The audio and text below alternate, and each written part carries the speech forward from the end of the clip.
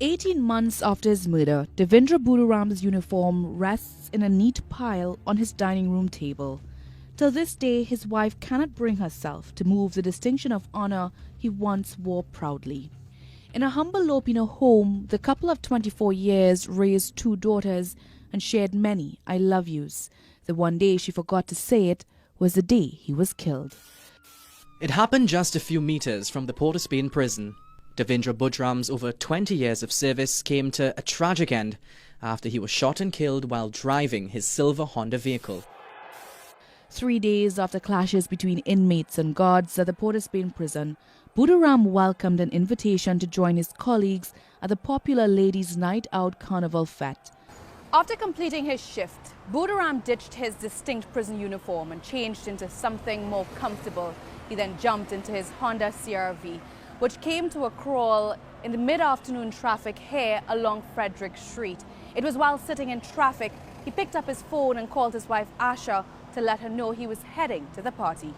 Right before it happened, and you know, it's something that I didn't like him to be talking on the phone while driving because it's against the law. We try not to do things that against the law. So I hung up fast that day, and we will always tell each other when we hanging up, you know, okay, bye-bye, love you. And that day I remember not even saying that because I was so hustling for him to switch off the phone rather than talking while driving. You know, all I just tell him is enjoy yourself and be safe, no drinking and driving. It would be her last words to her husband and father of her children. Moments later, a man walked up to his vehicle and fired several shots, hitting Buduram 4 times. The officer of 23 years' service was killed on the spot. On January 26, 2018, Buduram was the 3rd prison officer to be killed in a period of just 4 months. In the last 2 decades, some 19 prison officers have been murdered in hits called in from behind prison walls. Most, if not all, of the killings were reprisals from inmates who felt they were wronged by the prison system. While most of the murdered prison guards had no connection to inmates' grievances, it is believed their killings were used to send warnings to other prison officials that they could be harmed for merely enforcing prison rules. My husband used to always say, I'm sure if there's a rat in jail, I will come out alive. Because of the kind of person that I am. The prisoners might save me than they will try to save themselves because of how he treats people. Buduram was not on duty during the clashes that preceded his death. He had very little interaction with remand inmates as he worked in the construction department at the 207-year-old prison. Former Prisons Commissioner Jared Wilson said that in his 35-year service, he has observed that decorated officers were the ones targeted, not those suspected of enabling inmates with illegal activities. What inmates do, they look at the softest target and then they send a message. And I've said to officers, if you notice the officers who die are officers we love. Superintendent Wayne Jackson, who was in charge of the maximum security prison in Arouca, was the last prison officer killed when he was shot outside his home in Malabar on October 2, 2018. Jackson's murder came shortly after the prison service dismantled its popular futsal competition for inmates after some of the prisoners' guests were caught smuggling contraband items.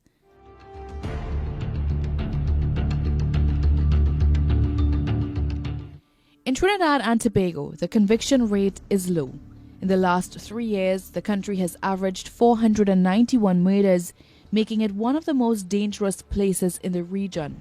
According to statistics from the Trinidad and Tobago Police Service, on average only 16% of these killings have been solved. The 19 prison officers killed in the past 2 decades make the prison service the most dangerous law enforcement job in this country. Saren Richards says the Prison Officers Association has been forced to shift its focus from fighting for proper working conditions to ensuring the safety of its officers. Our main issue has evolved over the years, and it is now owing to what we are experiencing with a number of officers being murdered with impunity, safety and security for officers on and off duty. Police have solved only a few of the cases involving the 19 slain prison officers. Among them, Buduram's attacker, Andre Nicolas Lavia, a 24-year-old from East Port of Spain, is now in remand at the Port of Spain State Prison, the same lockup where Buduram worked. Although Lavia is alleged to have committed the murder, no one was charged for orchestrating the attack, which more than likely emanated from within the prisons. When we spoke with Wilson before he demitted office, the prison's commissioner and his top officers said this country's dysfunctional criminal justice system has exacerbated problems within the nation's prison facilities. Prisoners often wait inordinately long periods in cramped conditions before their cases are resolved. The Prison Officers Association says overcrowding has turned prison facilities into a cauldron of frustration and anger. Our remanded section is very unstable because of the length of time it takes for the matters to be determined. They are resentful, they are remorseful, they are full of hatred for the system. And when you have persons conditioned like that, it presents itself in negative environment. The situation is most glaring at Remand Yard at the Golden Grove State Prison in Arouca. The facility is a converted World War II cinema, once used by Canadian soldiers. Although it is reconfigured for a maximum of 600 inmates, its average number of occupants hover around 1,000. This means that prison officers are forced to cram between 6 to 9 prisoners, confined for almost 23 hours a day, in 10 by 10 cells meant to hold 4 people. In 2019, the authorities had only just begun installing toilets in each cell, but for now, inmates are forced to relieve themselves in recycled paint buckets. I want to say, as Commissioner of Prisons, that I'm not proud of the conditions under which these remanded prisoners, particularly the remand, have to live. Especially since they are innocent until proven guilty. Exactly. I am not proud of it at all, and I'm happy that something is being done to, try to ease the frustration. Limited space in remand has handicapped prison officials' ability to segregate members of the country's gangs, namely Rasta City and the Muslim gang, who seek to operate their criminal enterprises from behind prison walls. Some officers are bribed into allowing prisoners to procure contraband, the most common of which are cell phones, cigarettes, and narcotics. Officers who crack down on illicit activities are often reminded that they could pay the ultimate price, that of death.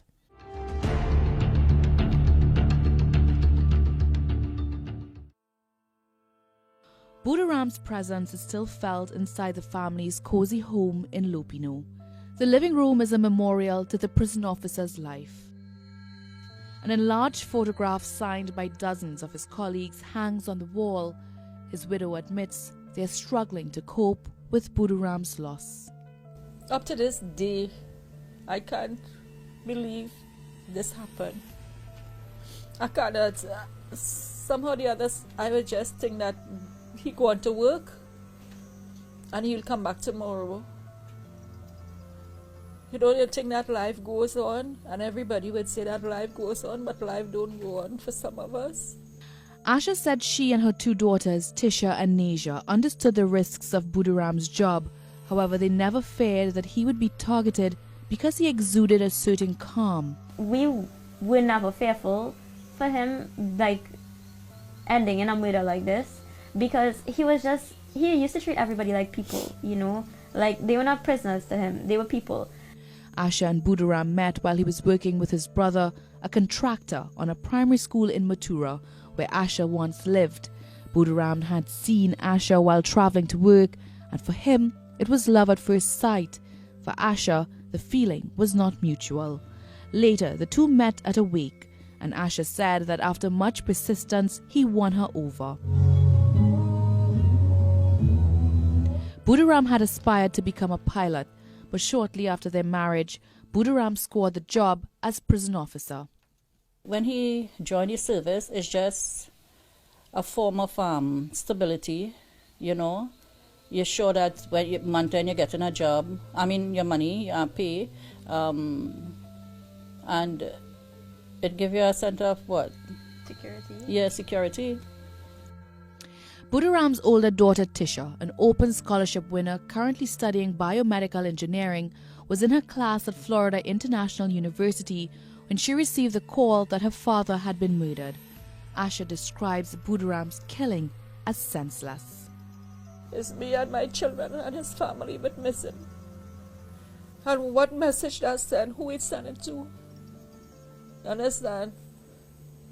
It didn't make anything better in the country or in the prisons.